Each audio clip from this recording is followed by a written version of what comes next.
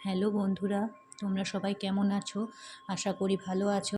আমি আজ বানাচ্ছি আমার মেয়ের জন্য এই নতুন টিফিনটা। তোমরা সবাই দেখো এটা কীভাবে বানাচ্ছি।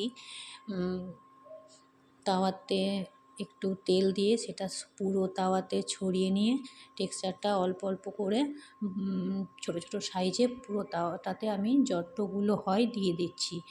আর এটা দিতে দিতে তোমাদেরকে বলে দিই এটা আমি কী দিয়ে বানালাম।